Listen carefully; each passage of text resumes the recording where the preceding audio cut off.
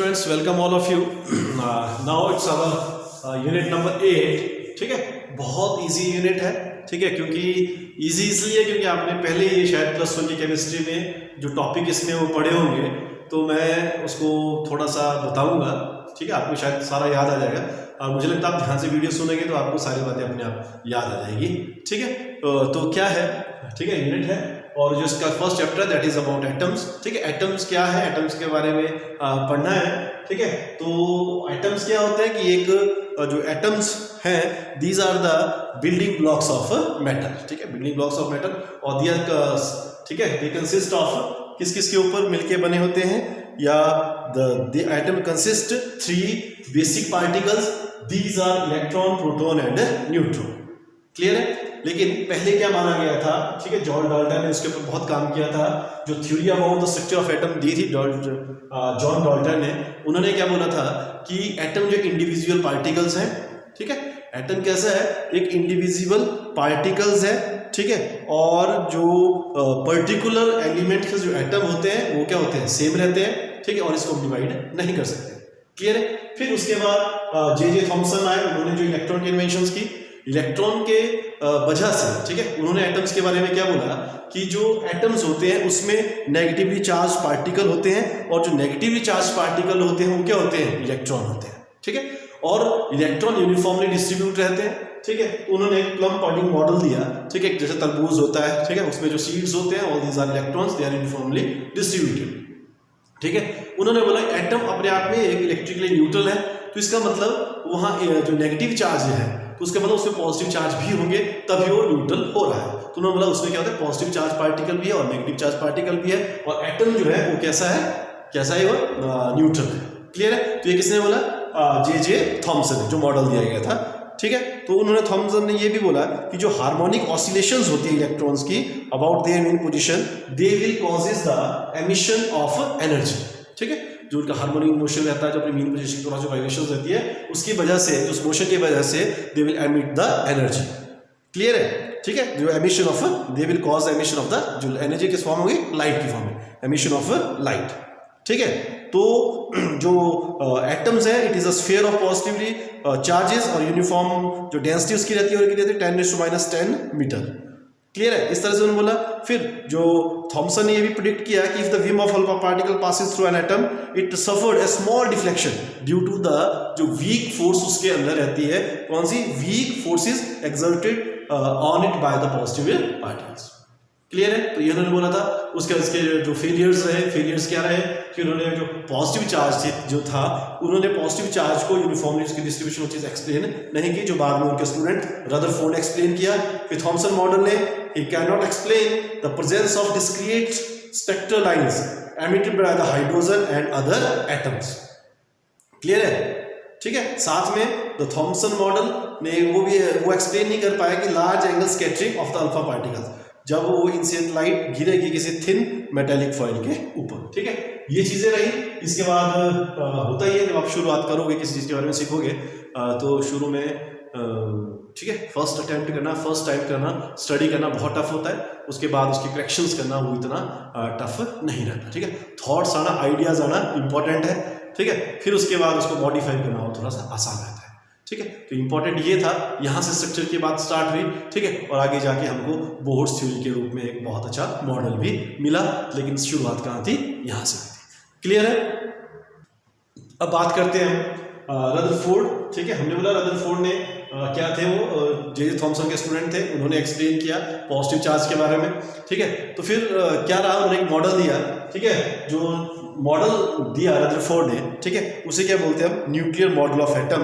ठीक है, उसने क्या निकला, क्या कंक्लूजन निकला कि जो एटम होता है, ठीक है, एटम में जो पॉजिटिवली चार्ज पार्टिकल है वो एक स्मॉल साइज में, सेंटर में, उसके रीजन में लोकेट करेंगे, वहां पे लाई करते हैं, और उसको उन्होंने क्या बोला, न्यूक्लियस. क्या बोला उन्होंने, न्यूक्लियस. और ये स्मॉल रीजन इतना कर है कि इसका जो डायमीटर है दैट इज इक्वल टू 10⁻⁻, ठीक है, कितना होता है, 14 to 10⁻⁻50.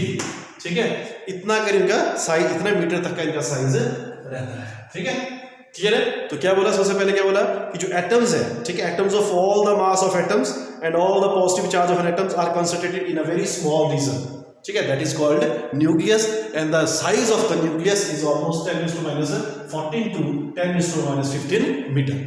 क्लियर है? तो ये बोला। उसके बाद क्या बोला, पॉजिटिव के बारे में उसने ज्यादा काम किया था। फिर बोला कि जो इलेक्ट्रॉन्स होते हैं, ठीक है, क्या बोला उन्होंने कि जो इलेक्ट्रॉन्स होते हैं, जो नेगेटिवली चार्ज पार्टिकल जिसे हम इलेक्ट्रॉन बोलते हैं, they will revolve around this nucleus, ठीक है, और न्यूक्लियस करेंगे उनके बीच में क्या होगी, फोर्स ऑफ अट्रैक्शन होगी।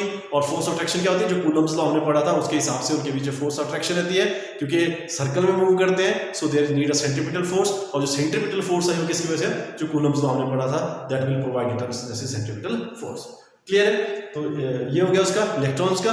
फिर एक और चीज क्या बोली इन्होंने कि जो नंबर ऑफ रिवॉल्विंग इलेक्ट्रॉन्स होंगे, these are equal to the number of positive charge in the nucleus, ठीक है, जितने नंबर ऑफ इलेक्ट्रॉन्स उसके सराउंडिंग में मूव कर रहे होंगे उतने ही पॉजिटिव चार्ज के न्यूक्लियस में रहते हैं। इस वजह से एटम इलेक्ट्रिकली क्या होता है, न्यूट्रल होता है, ठीक है। अब उन्होंने बोला ये जो पॉजिटिव नेगेटिव चार्ज एक दूसरे को अट्रैक्ट कर रहे हैं, फोर्स अट्रैक्शन के बीच में अट्रैक्टिव फोर्स है, ठीक है, उस वजह से जो इनके ड्रॉबैक्स भी रहा वो भी क्या रहा, स्टेबिलिटी के कारण है, ठीक है। उन्होंने इस एटम की स्टेबिलिटी को एक्सप्लेन नहीं कर पाए।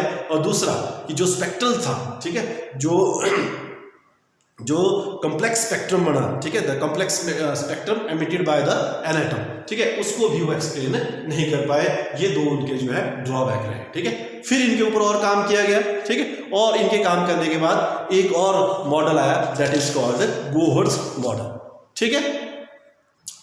क्या हुआ इसमें, क्या बोला बोहर्स में, बोहर्स एटम बोल सकते हैं या पोस्टुलेट्स क्या दिए गए, ठीक है। उन्होंने क्या बोला कि जैसे ही जो assumptions थी किसकी, रदरफोर्ड मॉडल ने था, उसने क्या एक्सेप्ट किया था कि उसके जो एक्सेप्टेबिलिटी थी रदरफोर्ड की वही कि पॉजिटिव चार्ज पार्टिकल क्या होते हैं, उसका सेंटर में रहते हैं, एटम के सेंटर में रहते हैं, तो टोटल मास उसका रहा एटम्स का, और जो पॉजिटिव चार्ज है वो all they B concentrated at its nucleus, ठीक है। पहला पॉइंट ये बोला उसने, जो पोस्टुलेट्स थे उसके। दूसरा क्या था इसका कि जो एटम्स होते हैं, ठीक है, जो बोहर्स, जो उसने क्या बोला, बोहर्स क्वांटाइजेशन कंडीशन बोल सकते हैं एंगुलर मोमेंटम के लिए, कि कोई इलेक्ट्रॉन रिवॉल्व करेगा किसी भी एनर्जी लेवल में, ठीक है, रिवॉल्व करेगा किसी एनर्जी लेवल में अगर उनके पास, ठीक है, अगर in which angular momentum is multiple integral of h/2 pi, multiple integral of h/2 pi, that is L is equal to कितना था, मैं mvr is equal to h/2 pi, ठीक है, और ज्यादा है तो नंबर ऑफ से एनसी करके उसको मल्टीप्लाई, ठीक है। क्लियर हो गया? ये क्या बोला उन्होंने, क्या बोला कि electrons can travel only in those energy level in which angular momentum is multiple integral of h/2 pi. Clear है?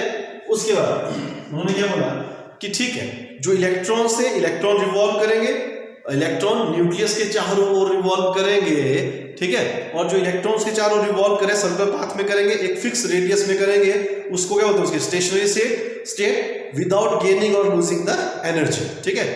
समझो, ये इलेक्ट्रॉन में ना एक फिक्स पाथ में घूमते रहे, वो तब तक घूमते रहेंगे, ठीक है, जब तक, मतलब उसको स्टेशनरी लेवल बोलते हैं उसकी, ठीक है, एक स्टेशनरी लेवल है, वो ना तो एनर्जी गेन करेंगे ना वो एनर्जी लूज करेंगे। क्लियर है? और फिर उसका फोर्थ पोस्टुलेट क्या था कि जो electrons emit energy in the form of photon और रेडिएशन, ठीक है, एनर्जी क्या करता है, ठीक है, वो क्या करेगा, एमिट करेगा energy in the form of photon और रेडिएशन। कब? व्हेन इट कहां से जाएगा, हायर लेवल से लोअर लेवल एनर्जी लेवल तक जाएगा। कहां जाएगा?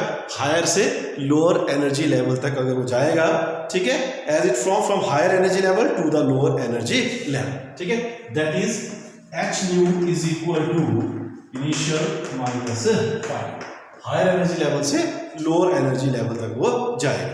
Nu is the frequency of emitted radiation और where h is its Planck's constant. Clear है? तो ये था सारा का सारा जो मॉडल आए मॉडल के बारे में, ठीक है। इसके बाद ध्यान से कर लें, इससे पहले भी आपने पढ़ा हुआ है, जो नई चीज आप पढ़ोगे वो मैं अगले वीडियो से स्टार्ट करूंगा, ठीक है। उसमें आपका Bohr's theory of hydrogen atom आएगा, सबसे पहले वो हम करेंगे, मैं किस तरह से वो हाइड्रोजन एटम था, ठीक है, वो किस तरह से एक्सप्लेन किया, मतलब उसका हम पूरा का पूरा उसको करेंगे, ठीक है। क्लियर है? होपफुली आप ये बात समझे हो कि आपने पहले ही पढ़ा है, इसलिए इसको ध्यान से सुने, ठीक है, आराम से सुने, रिलैक्स मोड में सुने, और गारंटी है कि अगर आप एक दो बार सुनेंगे तो आपको सारी जो प्लस में आपने पढ़ा वो सारा याद हो जाएगा और ये भी आसानी रहेगी। और अगले वीडियो को देखने से पहले ये वीडियो ज़रूर देखें। सो आज के लिए काफ़ी है, थैंक यू वेरी मच।